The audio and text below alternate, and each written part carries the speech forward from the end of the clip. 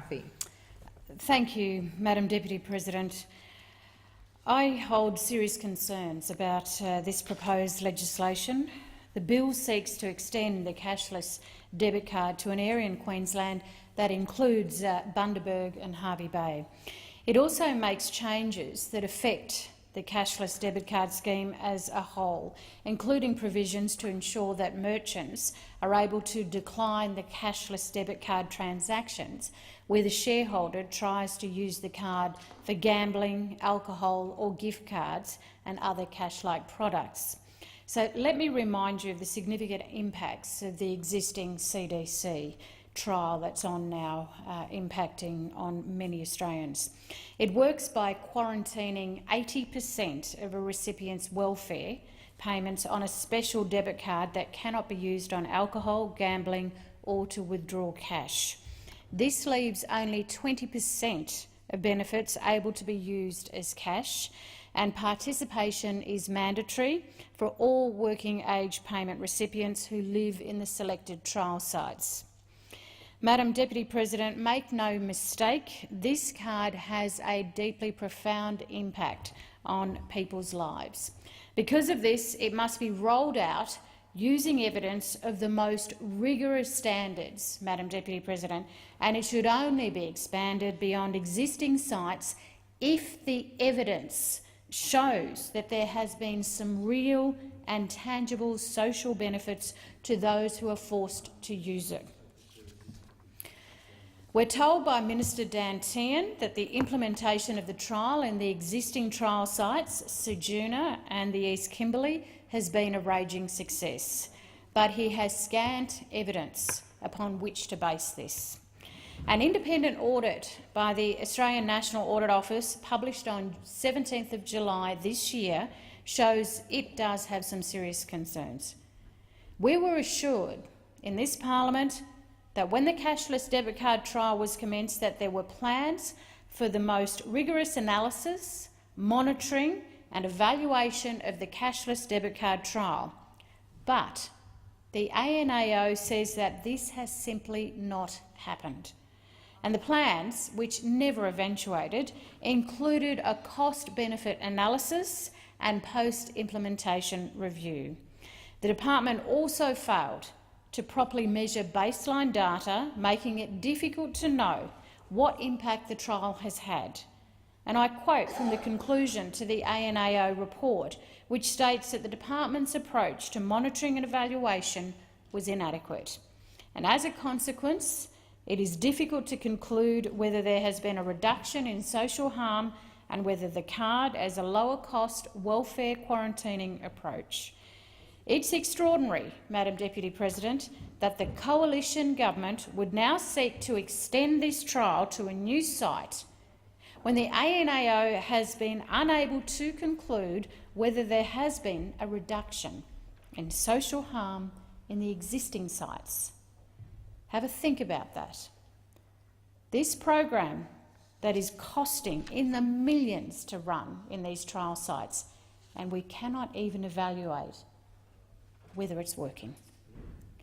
In addition to the ANAO report, the recently completed Senate inquiry raised more questions about the existing trial sites than it answered. It was clear during the course of that inquiry that there was insufficient consultation with the community of Bundaberg about the proposed expansion of the cashless debit card there. Leanne Donaldson, the then member for Bundaberg, told the committee that the consultation process has been selective and secretive. Representatives from the Gidajil Development Corporation explained that Gidajil is probably considered the largest Indigenous organisation in Bundaberg, and there hasn't been any approach from the Federal Minister in regard to this or, in fact, anything. Madam Deputy President, all of this is really concerning. Further, the Senate inquiry revealed mixed evidence about the effectiveness of the trials. The inquiry heard evidence that the evaluations undertaken by the company Arima of the trial in the East Kimberley and Ceduna were unreliable, and no empirical judgments about the effectiveness of the trials can be made on the basis of the information collected. Dr. Janet Hunt of the Australian National University expressed significant and serious concerns about the reliability of the ARIMA evaluations. And she said, and I quote, "My assessment, based on my extensive experience as a social scientist, is that the evaluation reports do not present adequate evidence of the trial leading to successful outcome for participants." End of quote. This view by this eminent academic is shared, obviously, by the ANAO. I note also evidence in the inquiry that the cashless debit card is not effective alone to solve the social issues in the trial communities. What is needed, Madam Deputy President, is support and funding for existing and new services in those communities to help those in need. Ms Zell Dodd, the CEO of the Ceduna Coonamble Aboriginal Health Service Corporation, explained during the inquiry that, and I quote, "Regarding alcohol and other drug support services which were funded as part of the cashless debit card trial in the Far West Coast region, it is not about the cashless debit card itself, it is about the support services and its consequences, such as little or no investment in social and emotional well-being services as part of the trial. Rather than reducing the need for alcohol and other drug support services, the view is that the trial is likely to increase the demand for alcohol and other drug services, as well as social and emotional well-being services, and in fact mental health services." End of quote. What is needed from the government, Madam Deputy President, is a commitment on the delivery of wraparound services before any trials are extended.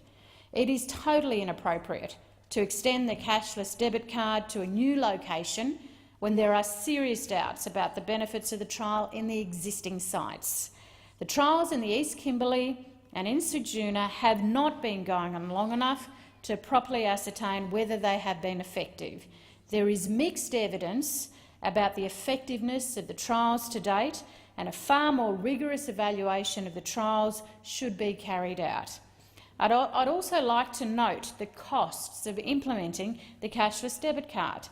For the first 12 months of the cashless debit card trial in Ceduna and Kununurra, the estimated maximum cost of the trial was $18.9 million, approximately $10,000 per person. Have a think about that. $18.9 million for a trial that hasn't been adequately evaluated, that the reports haven't been done, that the department has failed, that the minister is failing in adequately finding out what is going on in these communities. $18.9 million. Seriously? And we want to roll this out to another community? The cost for the scheme in the Goldfields has not been publicly released. For the Bundaberg and Hervey Bay region in Queensland, there has been no independently verified costing released for the proposed new trial sites.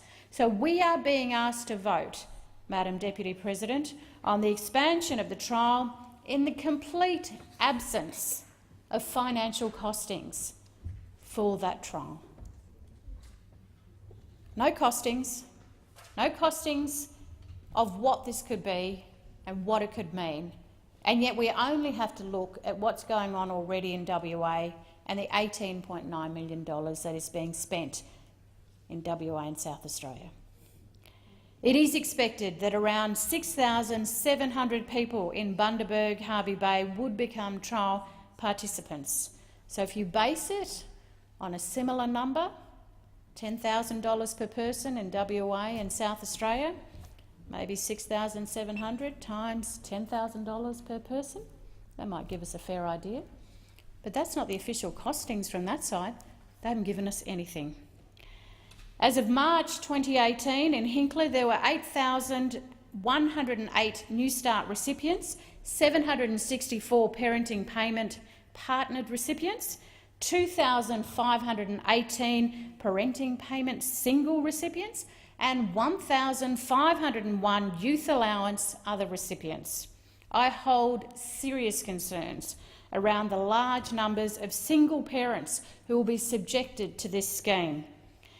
As with my previous speech on the expansion card, I do draw reference to Carla Walquist of The Guardian's piece, in which she detailed the harrowing experience of a domestic violence survivor, where the victim, who was from Ceduna, expressed the view that the cashless welfare card would have stopped her from being able to escape a violent and oppressive marriage.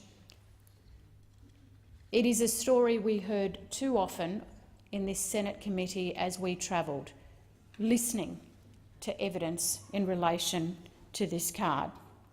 Similarly, I note that the Prime Minister has raised the question about possibly expanding the trials to remote communities in the Northern Territory. Well, hold up there, Prime Minister. Let me say stop to that. We've got some questions to ask. Many Indigenous welfare recipients in the Northern Territory, particularly those in regional and remote communities, are already subjected to income management systems through the Basics card. And I fear that the implementation of further welfare management systems will only further restrict their autonomy and individuality. There are issues with income management more broadly failing to meet some of its purported objectives. Again, the Australian National University's research paper released in 2016 highlighted the mixed, if not outright detrimental effects of new income management in the Northern Territory.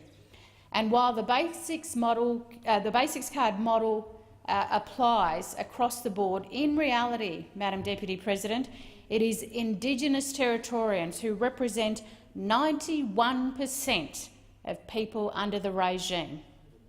Really? This card's for everyone? Yeah, right. And intergenerational poverty remains evident. What is the scenario if further compulsory income management is extended to a selected community like Tennant Creek, where the Basics card is already in force and is subjected to further deeply flawed programs such as the Community Development Program? This approach, Madam Deputy President, to income management and the implementation of the cashless card on the presumption that it will reduce some of the negative aspects of life in regional and remote communities fails to consider more prevalent barriers to meaningful employment, which would ultimately dismiss the need for such policies in the first place. During the Senate inquiry into the government's disastrous Community Development Program, Labor examined the true foundations as to why people in regional and remote communities struggle to gain and maintain employment. And as part of the report that followed that inquiry, the committee made reference to several papers which highlighted barriers to employment for people in regional and remote communities. In 2010, in a 2010 paper, McRae, Williams and Gerritsen explained the unique economic and employment challenges within remote communities. They went on to say there are limited employment opportunities with a significant gap between the size of the labour force and the number of jobs generated in the local economy, as well as inadequate physical infrastructure for many economic development proposals.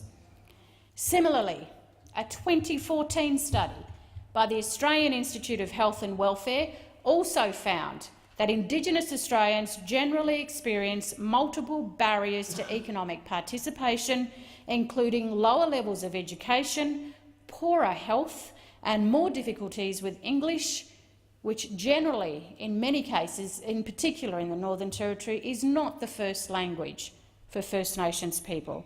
Higher rates of incarceration, inadequate housing and accommodation, and lack of access to social networks that may help to facilitate employment. Practical challenges, such as needing to travel to buy groceries and attend medical appointments. To get groceries, have a think about that. To buy fruit and veggies. These are the challenges that our communities in our regions across Australia face. To attend medical services, appointments, they're either too expensive or just simply not available, and are often not accommodated as part of CDP, let alone the implementation of the cashless welfare card. There are many people who are advocating for the cashless debit card, in particular around Tennant Creek. But what information, Madam Deputy President, has the community been given about the implementation of the card, the lack of evaluation, the lack of any evidence to show results in those towns where it already exists? What information? How tied is the card to the much talked about, but again short on detail, tied to the regional deal proposed for Tennant Creek, proposed by perhaps the Prime Minister on his recent visit? If people in Tennant Creek want a cashless debit card, then they have a right to advocate for that. But they need to be fully informed of what the card involves, the restrictions and some flow-on consequences that we have seen in other towns.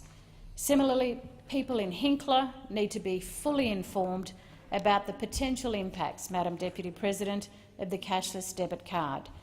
And this government just is not in a position to be able to do that. I have heard from people in the East Kimberley that have said it didn't do what I thought it was going to do, and I don't believe it has had the effect that I thought it would. And they've also gone on to say, I feel powerless right now. I'm seeing that there is more drinking. There's a lot of sly grogging. I'm seeing a lot of kids late at night when you go to the shopping centre. Throughout the committee process of examining this bill, it became very clear that there has been insufficient consultation with the very communities subjected to the expansion. Very little consultation with the very people you want this imposed on. Witnesses at the Kalgoorlie hearing in particular expressed serious dissatisfaction with the consultation process that was undertaken prior to the announcement of the Goldfields trial site, describing that process as very lacklustre. I have real concerns that the cashless debit card isn't reaching the end goal in addressing poverty and disadvantage. If anything, people are feeling that they are staying exactly in that place of poverty and disadvantage. As the National Aboriginal Community Controlled Health Organisation stated in their submission to the inquiry around the expansion of the CDC, we also note that Aboriginal people are disproportionately affected by the trials and that they are in and proposed for locations where the majority participants are Aboriginal. Whilst it is not the stated intent of the trials, its impact is discriminatory. That was the submission from the National Aboriginal Community Controlled Health Organisation. In effect, they're saying it's discriminatory. When we see a large proportion of numbers on these cards who are First Nations people, can we really say that we are trying to improve the lives of First Nations people? Can we really say in this parliament that we are about enabling people to rise above poverty and disadvantage, enabling people to take their place in this country with the full rights, the full access to services that they require? This government is intent on pushing and on punishing welfare recipients. That's what it looks like. That's what it feels like for people. Ignoring your own evidence or lack thereof. Seriously, $18 million on a trial that you have not been able to evaluate in the true sense of the word. There is a huge irresponsibility in all of that. Labor supports community-driven initiatives to tackle drug and alcohol abuse. Labor does not believe in a blanket approach to income management. We will not support the extension of the cashless debit card in Bundaberg, Hervey Bay or any further trial sites unless the government establishes a formal framework for consultation, including establishing community consent for a trial and a sufficient evidence base demonstrating the success of the trials. Madam Deputy President, the bill should be opposed.